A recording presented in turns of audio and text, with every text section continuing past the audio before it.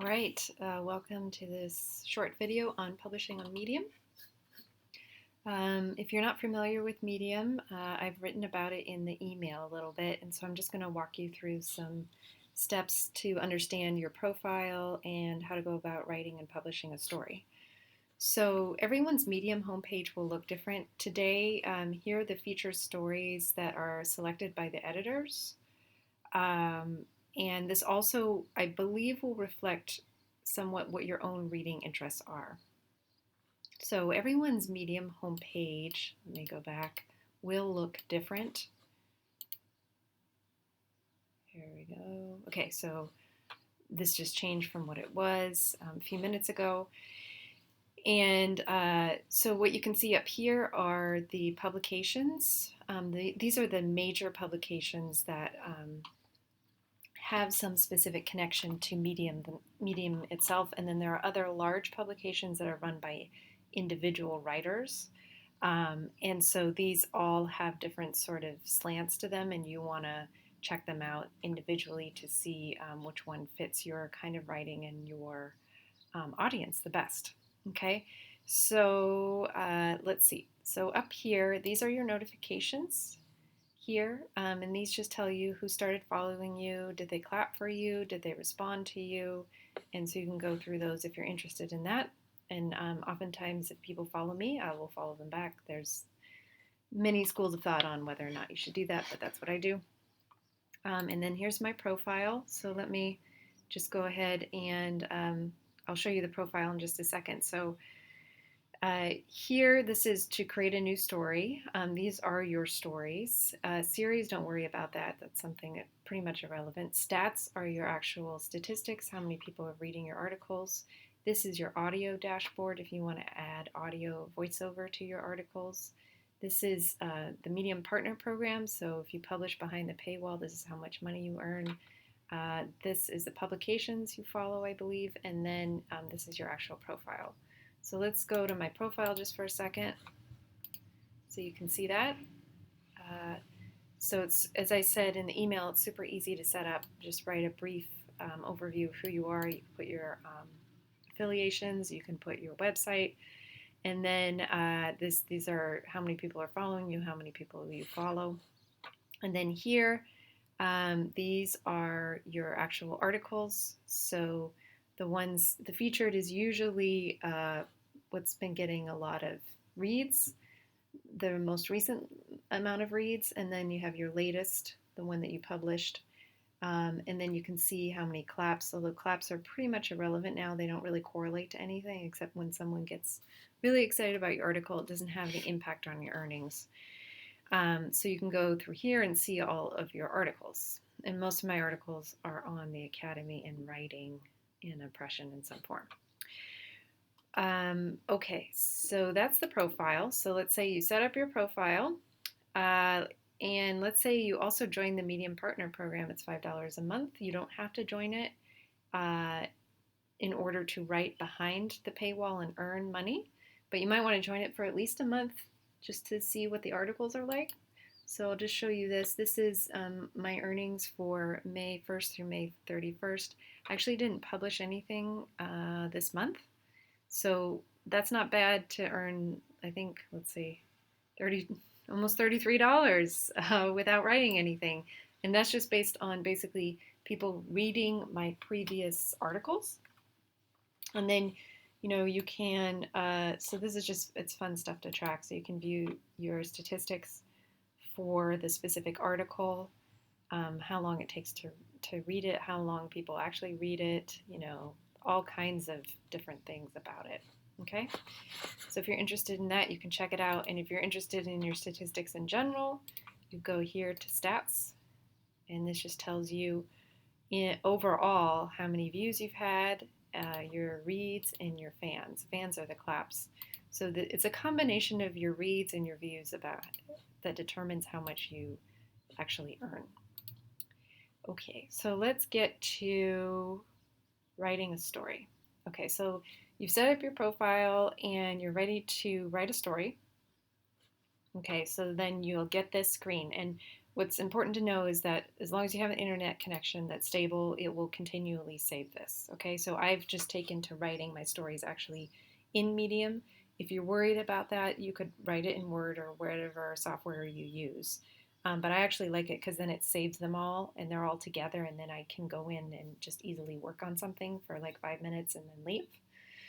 Okay, so let's say this is my Medium article, highly original title, and then my subtitle.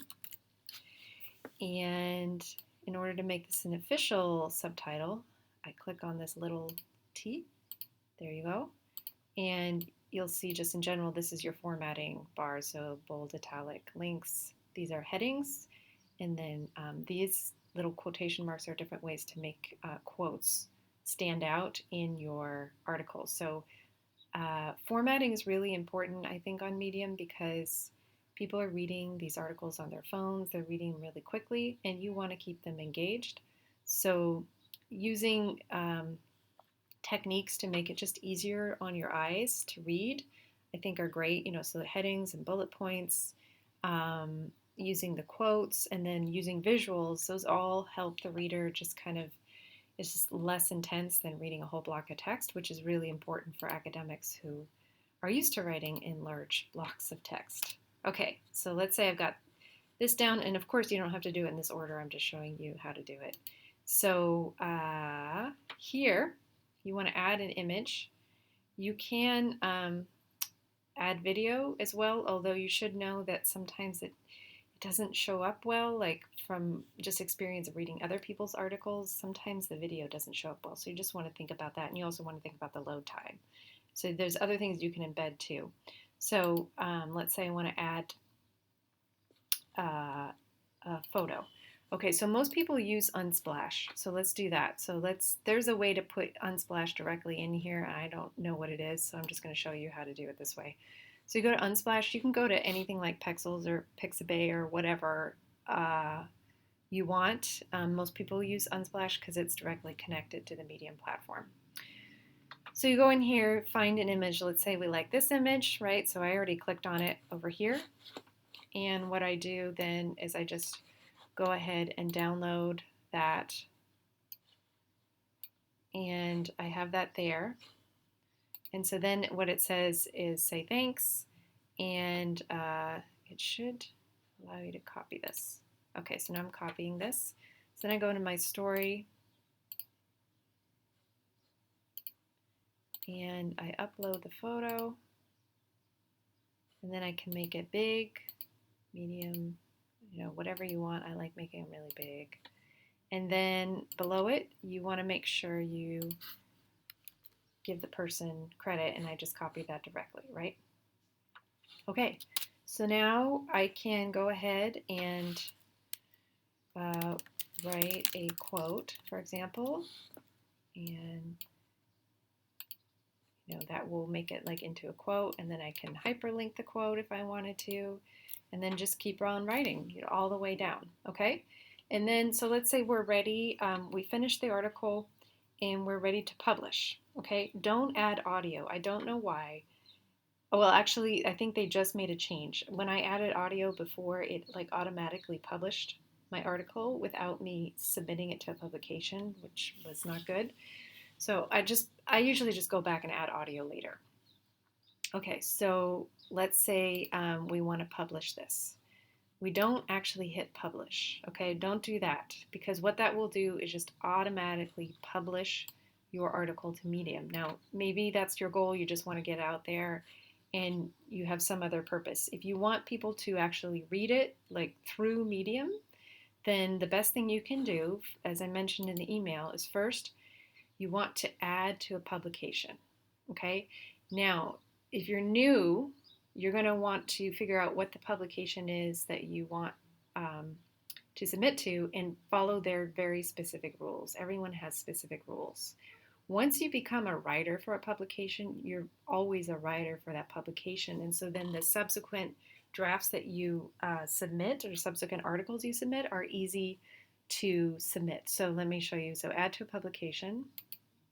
So here, this shows you which publications I'm a writer for. Now, this one and this one, I never signed up to be a writer. I don't even know why they're in there. I don't write anything about those things. But Startup is actually the largest publication on Medium. And although it sounds like it's about startups, it's actually just mostly about a range of things, including, I would say, a lot of things about like productivity. And then the Writing Cooperative, where I also publish. So I would just, for example, click on this, and then I would select and continue. Okay? And it says you have to complete the submission process. So Writing Cooperative has very specific, they're very persnickety about their guidelines. And so they oftentimes will send it back to me and said, you violated rule number 4, which is just basically like a formatting rule. And so I go and I fix it. Startup is not that way. So let's say I want to submit it to Startup. So I'll select and continue. So now I'm going to finish sending my draft. Submit. Okay, so I'm actually not going to do submission, but I'll show you what you do. So this just shows you what your article is going to look like. Now I'm going to add tags. So let's say it's put writing. So you can add up to 5 tags. You should definitely add all 5 tags and figure out what, multiple things your article is about and who would want to read your story. So obviously mine is about writing.